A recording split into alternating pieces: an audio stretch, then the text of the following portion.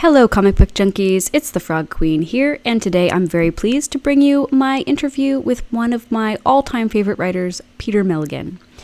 If by some chance you're a comic book junkie who has horrible taste and does not know who Peter Milligan is, some of my favorite Milligan titles include Hellblazer, Shade the Changing Man, Enigma, X-Force and X-Statix, and more recently, Britannia and the New Romancers.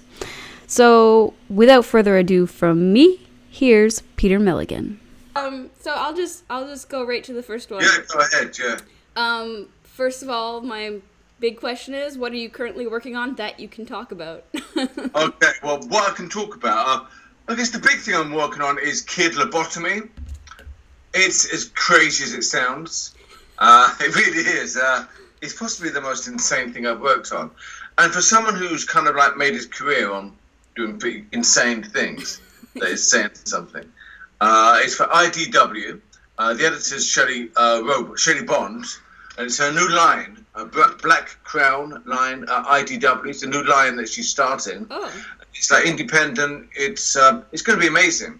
We have an amazing artist called Tess Fowler, who you may know. And she's amazing. She's really good, and it's going to be very exciting, this project, and it's part of the Black Crown group of comics, which say Shelley Bond's brainchild line, and we're honoured to be the first comic coming out in this line, and it's called Kid Lobotomy. I think it comes out in October, I think. Oh, okay.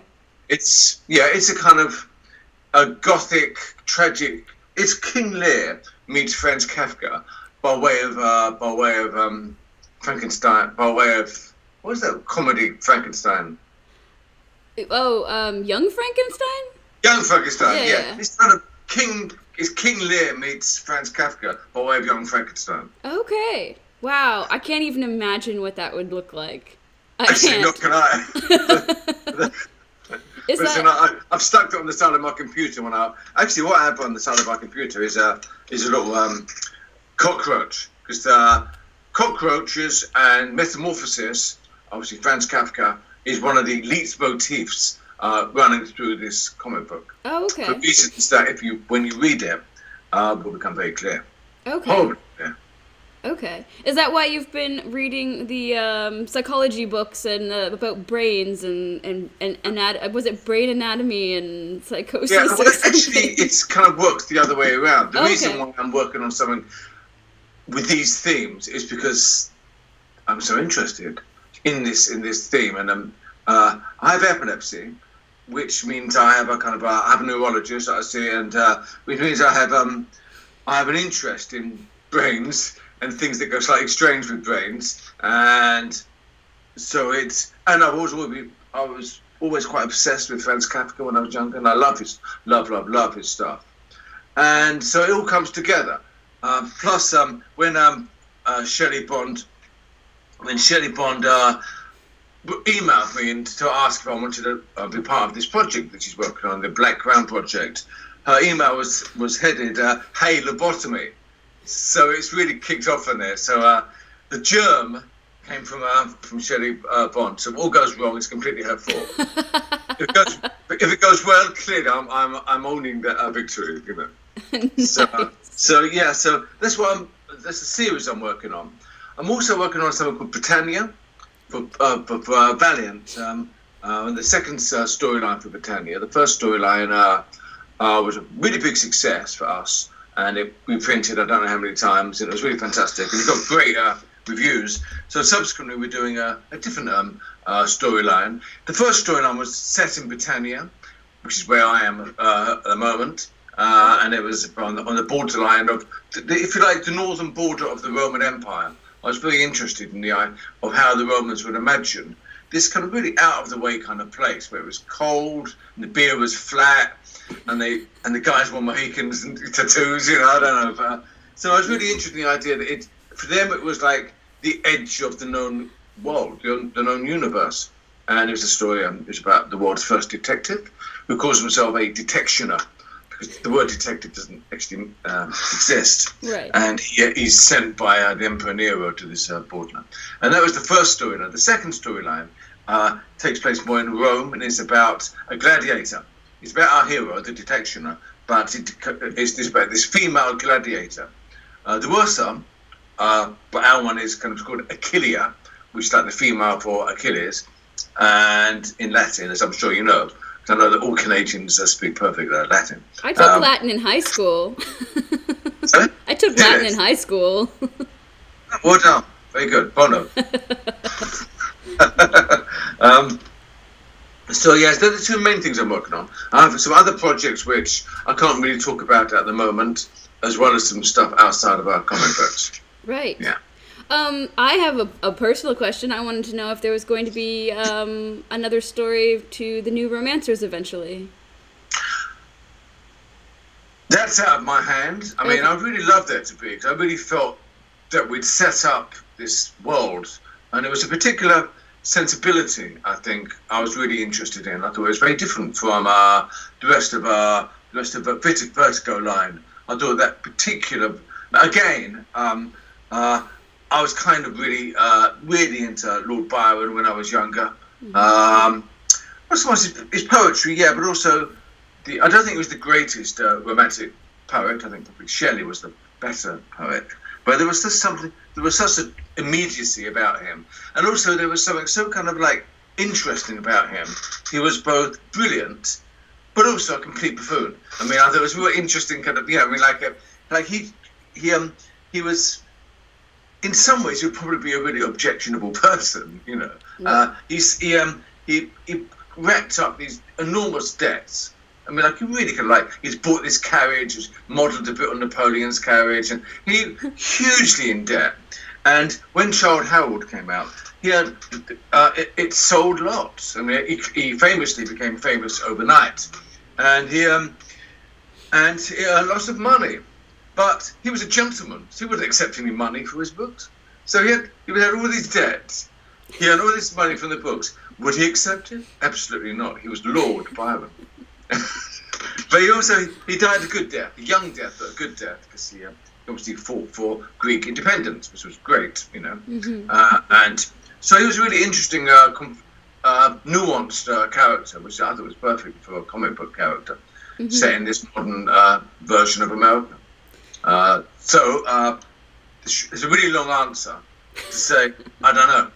Okay, well, that's up in the air then, I guess. I mean, it's set up so that it could totally have a continuing story. So I had, you know, even when I finished it, I was like, I want to know what goes on next. I want to know what happens. In some ways, then, you've done our work. Yeah.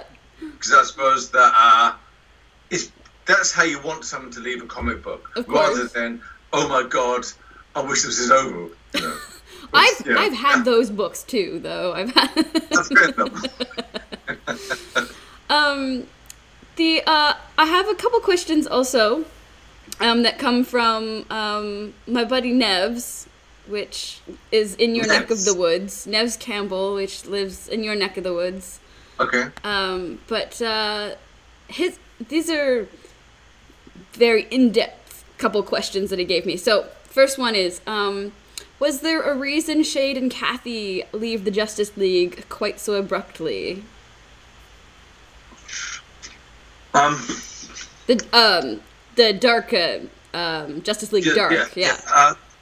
Well, I never saw them as I guess because to be serious, I think Shade and Kathy really meant a lot to me. In some ways, they meant more to me than the Justice League did, because obviously I spent a long time. It was one of my first things I did for DC, and Shade and Kathy meant an awful lot to me, and I spent a lot of time with them. And I wanted them to make an appearance in Dark Knight. It's not Dark. It's this book we're talking about. Justice League Dark. Yeah, absolutely. Yeah, Justice League Dark, and I wanted them to make an appearance in it, and I really liked having them around again, kind of like after having this, I almost reacquainted myself with them. I didn't want it to become just a fixture, because I thought it wouldn't be honouring them in the way that I always felt that I wanted to if I ever wrote them again. Okay. So that sounds like a fairly cohesive reason why they didn't hang around for too long.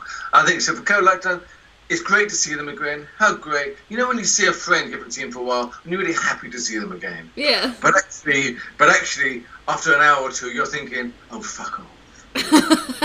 There's a reason I haven't seen you in a while. Is that what you mean? A bit, yeah. Okay. All right.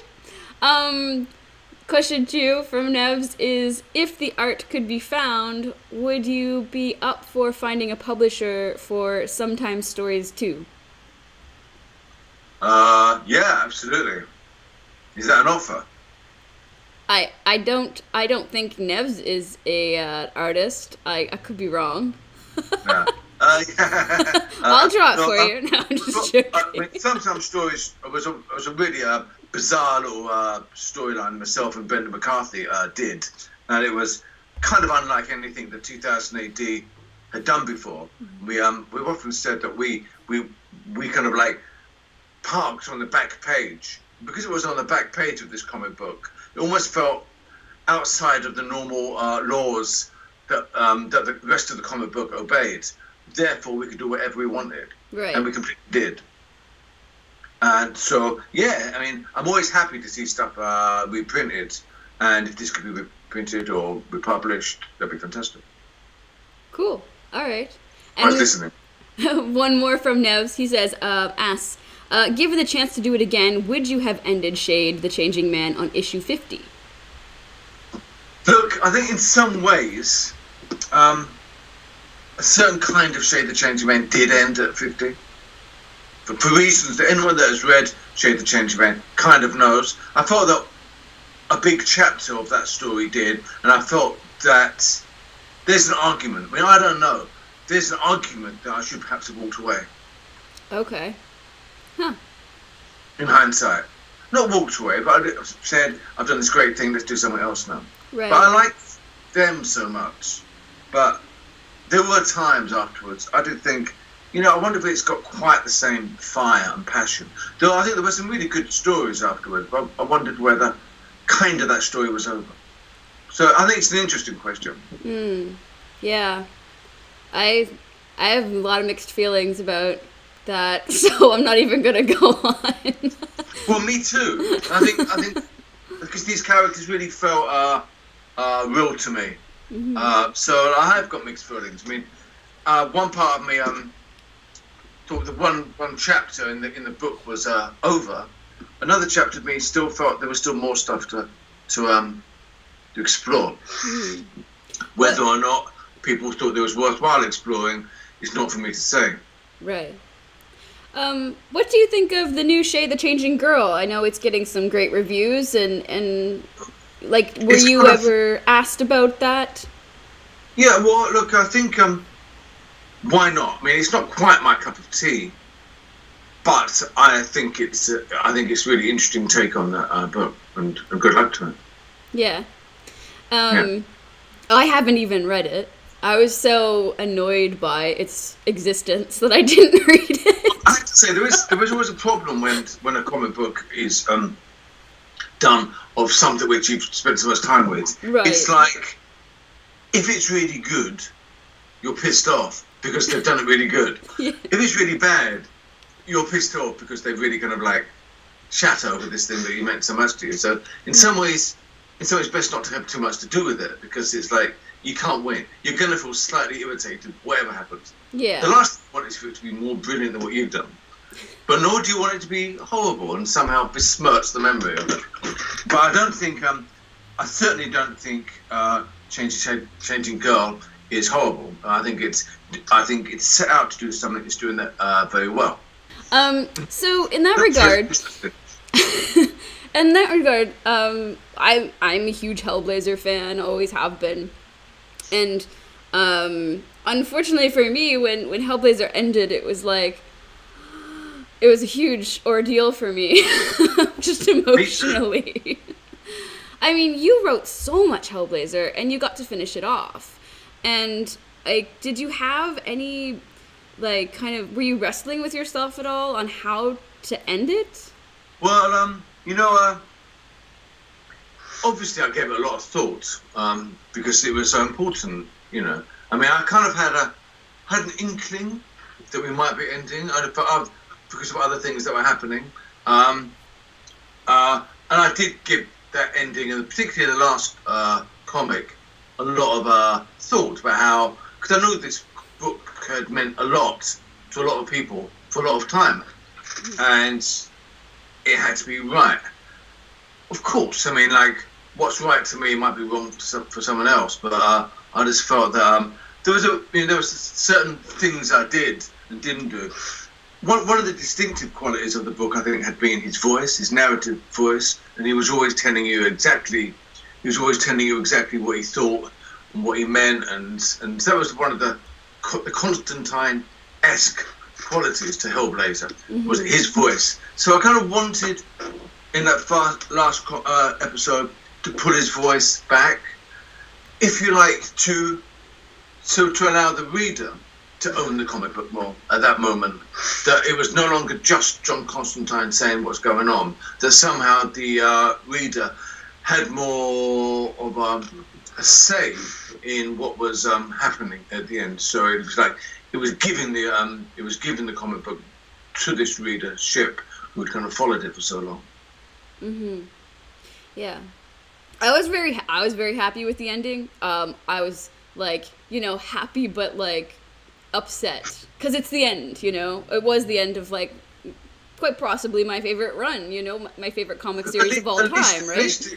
At least it had the feel of a comic book that had kind of planned its end and came to something which felt like an end. Like it felt like different from the previous comic books, and he was going back to Liverpool, which is where it all began. So it did have that kind of ending feel, rather than just 1 month it doesn't turn up because it's been cancelled. Yes, yeah. So I think at least it had a sense of, horrible words, but I'll use it, closure.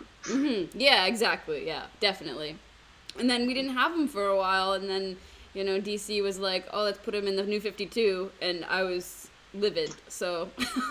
Yeah, well, I think he appeared in the 52 just before the end of Hellblazer. I think there was a bit of a crossover. Oh, was it? I can't remember. In fact, when he came, I think he's a really good character, and he's existed since before Vertigo, and he's a DC character. So obviously he existed before Vertigo existed, and it's understandable that he would continue to exist after his Vertigo life has ended. Yes, yeah. Yeah.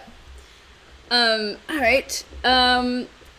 There's another question here. Out of all of the superheroes you've ever written about, who did you enjoy writing the most, and who haven't you written about that you would have preferred to write? Like, if there was... Because I know, of course, you're doing more creator-owned projects, and that's non-superhero stuff, but I just thought I'd ask that question, because a lot of people were asking.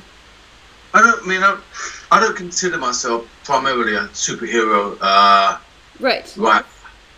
One of the stories I think I really kind of said something about a character was the one-off thing I did with called The Depths with Namor, the Submariner. It was a one-off thing I did with Eric Bivich, and I thought that I said I had enough room. I mean, obviously, Ecstatic was different because they were my superheroes, and I kind of took them and I created them. I think you're talking about existing superheroes who have gone on to existing. But with Namor, the Submariner, I felt as though I added something to its character, its oeuvre, or its canon, if you like. When I was kind of young, I didn't really read a lot of comic books, but I always remember seeing this character called Submariner or Namor. And he always was slightly scary. He had a slightly demonic look. It was a slightly kind of, mysterious and interesting kind of look. But as I'd seen it more lately, it'd almost be goofed up a bit. And he was almost a slightly comical character. And I always thought that was not how I would do it. And I always thought that somehow it was not the full Namor. And so I was really happy to do a story where I kind of really beefed up the mysterious, slightly dangerous quality to his Namor, to his character. So I was really happy with that story, and I was really happy to use Namor in it. And I really felt as though I added a little bit to the huge canon that is Submariner.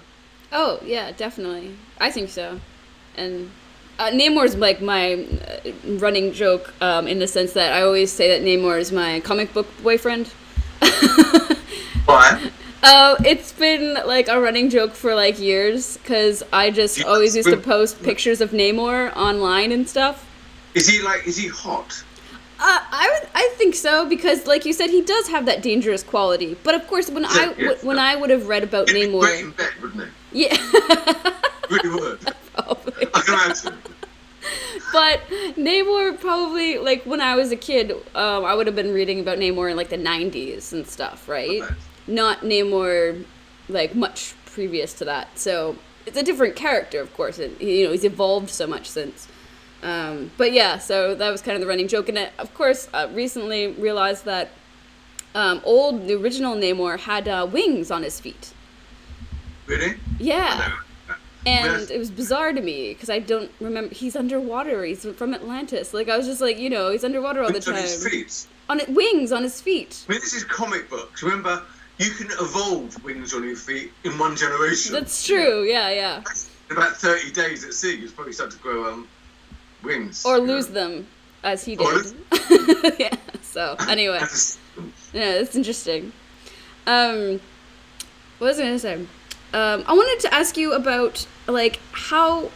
I'm sure someone has asked you this before, but I couldn't find it online. How you actually ended up writing about comics, or writing comics, rather than as becoming like just a solid novelist only. Like how you bridge that. I was always interested in art. I went to art school, and if I'd known this was going to be visual, by the way, I wouldn't have worn my horribly cheap, free DC shirts, which I'd put on because I was doing some stuff downstairs. Sorry, I was certain that I had said. It's okay. It's okay. I mean, I would have worn my normal silk shirt and neck scarf, but this is the being kind of. I kind of was really into the visual art, so that was my first love. But I was also really interested in literature. So I had these parallel interests and obsessions, really, and I met these guys who were into comics, Brett Ewins and Brent McCarthy, and they kind of. I was seeing some of the stuff that they were doing and some of the comic books they had around, and I just thought that this is an interesting way to marry these two things that I'm really interested in, words and pictures. So at art school, I started to play around with words and pictures, and I mean, I'm not the first person to do that. Right. That wasn't comics. I mean, McGree was doing that like years and years ago, and like about the interplay between words and pictures. I think Duchamp was doing it. So it's. But I was messing around with it, and I wasn't really thinking about it as comics at that stage. But later on, I kind of thought it's a really interesting kind of way of telling stories. These stories that I had in my head, using my visual kind of interest, and actually having access to this kind of audience that might not read a novel, and also the speed of it and the kind of like it seemed to be a different way of telling stories that appealed to me more and more. Okay. That's interesting. I had no idea that you went to art school. That's cool. Which school did you go to?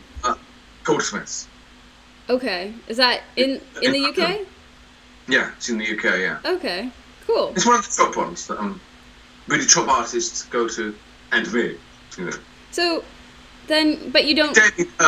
Damien Hirst went to Goldsmiths and some kind of people, but obviously I didn't go down that route. I didn't go down the route of being a multi-zillionaire artist, That really wasn't for me. Does anybody get to just be like, maybe I'll turn that offer down? Like, who does that? I had so many offers. But I said, no, it's going to be comics. So, have you actually, but you don't draw now at all, or? Yes, I do some drawing, but it's nothing to do with comics. Okay. That's interesting. I find that really interesting. Now, but as a writer, you're always writing multiple stories at once, right? Like, because you have, like, right now you've got Britannia and you've got Kid Lobotomy. Which is one of the great things about comics. I always have these different ideas, and they're often. I tend never to sit around thinking I need an idea. Where's it going to come from? They tend to have like things occur to me when I get angry, when I get interested, when I get amused. I make notes, and they kind of grow into stories. So that's how stories kind of germinate. And so comics is a really good medium if you have lots of different ideas, because you really need a lot of different ideas, because it's like this big monster that kind of like eats up the ideas and eats up the concepts, and you better have a lot of them. Yeah. And I guess, like, you have to, you're writing action, and, like, events are coming so quickly, like, and a huge event can take place in, like, one page, whereas, like, you know, in a novel, you know, you're writing a huge event for, like, 50 pages sometimes. Of course, it could be one sentence in a novel. Mm-hmm. That's true, I guess. It's interesting. Do you ever have trouble separating when, because I know a lot of writers who write multiple stories, like, per month.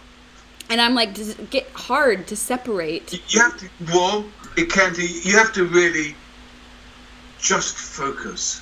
And, you know, I mean, particularly when you've been deep into, say, plotting the couple of storylines ahead, and you've had to really I like to really get deep into the story. So I'm really kind of get into its deep structure and its themes. I'm always interested in the themes of a story. So one has to be careful you don't get spillage, if you like. That suddenly you find, I'm doing Britannia. If I find these cockroaches appearing in Britannia, I know that Kid Lobotomy is infecting it. You know? You have to really kind of knuckle down and just kind of focus.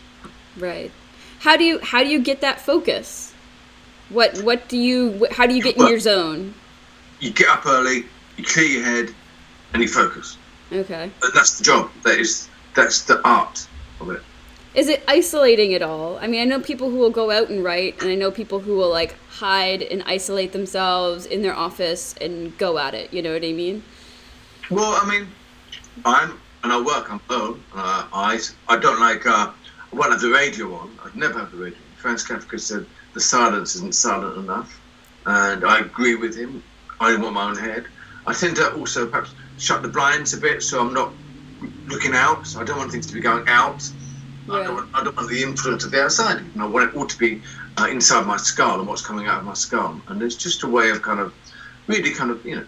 Then again, you might kind of spend a lot of time thinking hard. Think hard, and you maybe hitting about. Then you go downstairs and do the washing up, and the ideas keep coming. You know. Right. So sometimes, because it's that part of your brain that isn't the conscious part. You know, I think it's. I like working early in the morning, so I like getting up. I am at my desk about 6:45 in the morning, say, and I often find that's an interesting time, because I often feel that you're kind of somehow your brain is still linked in some way to the subconscious movements that it's been having when you've been sleeping. So I think sometimes that can be a time when ideas and connections can be made, because you've still got a slight kind of dream logic. Oh yeah, definitely. It makes it sound greater than it really is, because usually it doesn't happen. But I like the idea that it can happen. You know? Yeah, I mean, I think for me, I'm very much a morning person, so my brain is operating at its best at 6 to 7 a.m. Yeah, me too. And once lunchtime hits, I start declining slowly until I go to bed. Oh, really? It's bad. Like by 2 o'clock, 3 o'clock. What's that? You should try a siesta, maybe for 10 minutes. It kind of completely works. It kind of reconfigures the brain, and you can get on with your day. I'd love to, but I actually have to go into an office. I have to go into work. I work with about almost 200 people now, and I have my own office because I'm a writer, but I write software manuals. Okay. And I'm very tempted some days to just hide under the desk and take a quick nap so I can wake up. It's the modern way. And I think that if you slept for 10 minutes, you'll be much more productive afterwards. You don't want to sleep much longer than 10 minutes. Right. So I think it's something to do with the kind of brain waves you get, But I think if you keep it to 10 minutes, you don't go too far down. Yeah. Otherwise, you get that kind of like slight kind of porridgey feeling when you kind of wake up. Right. It's 10 minutes. I kind of put my phone on so I kind of get woken up. And I find that it just clicks off. Even 5 minutes is quite enough. It's just to kind of turn the brain off. 5 minutes, it completely does it. Probably 3. I think Salvador Dali used to do a thing where he'd put, I think, a coin or something at the end of his finger, and he would doze off. And the time it took to fall off his finger, it was a coin or something. Someone's bound to kind of correct me. I know he had something on his finger, and so he just needed 5 or 10 seconds. But just that moment of turning off the brain, then turning it back on again, reconfigures it and gives you more energy. That's interesting. I want to try that now. Even if I could just do it with my door closed in the office, like, and just like tilt the blinds. Just go to the bathroom. Look at the bathroom. Not off on the toilet in the public washroom. Of course. All right, I know I'm keeping you from your work, so I'll ask you one more question that I always ask everybody, and that is, because you've worked with so many artists and fascinating artists, I'm like, is there one person that you haven't worked with that you've always wanted to work with, but it just hasn't synced up for whatever reason or whatever? I have to say, I'm really lucky that isn't the case. Okay. I mean, there's some people that have been great, like Brian Bolland from way back. I've met Brian a few times. They've been great, but I have to say that I'm really happy with the artists that I've worked with and I'm continuing to work with. Okay. Has it, technology must have really changed how you're able to work with artists, of course. Whereas you can kind of... it's changed how you can work full stop. I mean, in like the kind of like seeing the art so quickly and seeing, obviously I sent faxes to America, then we spoke, but to be able to see art really quickly and then talk through it, I mean, it's nothing but good. Yeah, I kind of shudder to think of the days when you had to fax things back and forth, and the time that would take, and the money. It costs a lot of money to fax things back then. I never worry about money. Oh, that's good. Well, it's not that I have a lot. I don't. It's because I never worry about it. Right. Just don't. And it's something I inherited from my father. He never really worried about money, which is why we were always massively broke.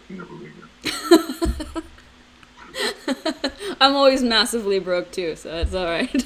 Yeah, my entire family were broke. No, not but pretty broke. Yeah. No, that sounds like all of Nova Scotia. Oh, really? Is Nova Scotia a poor, relatively poor, what are you, a state or a country? We're a province. A province, We're the second smallest province in Canada.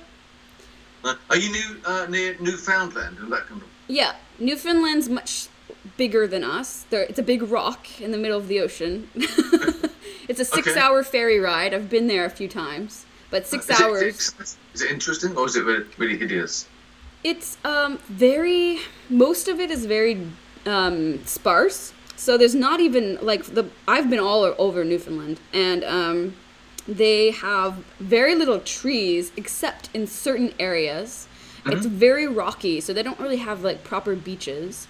Think huge cliffs. If you've ever watched the movie The Shipping News, it's a pretty accurate representation. Okay. And that book is actually all about Newfoundland. And when I went to Newfoundland after I'd read the book, I was like, yes, this is a very accurate representation of what Newfoundland is. Do they do fishing off of Newfoundland? Whale fishing and that kind of stuff? I'm not sure. I'm sure that there's a huge fishing industry, yes. I'm not sure. I don't think whales are on that list. Nova Scotia has a huge fishing industry as well. We're we're a port. So we're the main port for the mainland, and we were for, since the colonization, really. What's that? That's probably why you exist.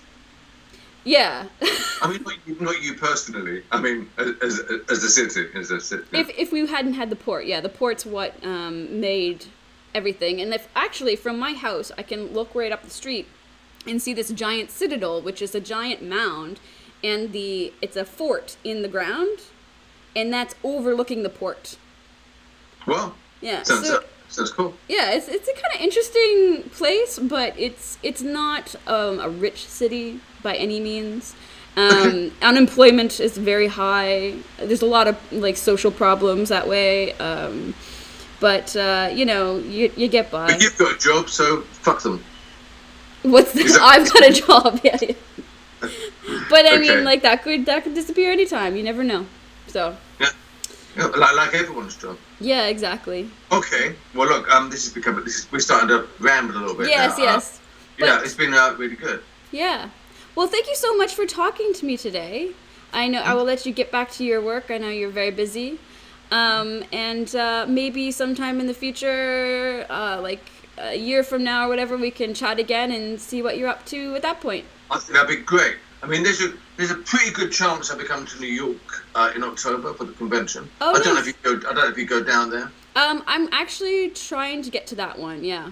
Okay. And if anyone's listening, I almost definitely will be down there because Kid Lobotomy is coming out in October. So it'd be good to see them. Oh, And it'd be good that's to see you. That would be fantastic. Okay. All right. Well, have Cool. a great weekend. Amy, have a nice Saturday. All right. Okay. Bye. Bye.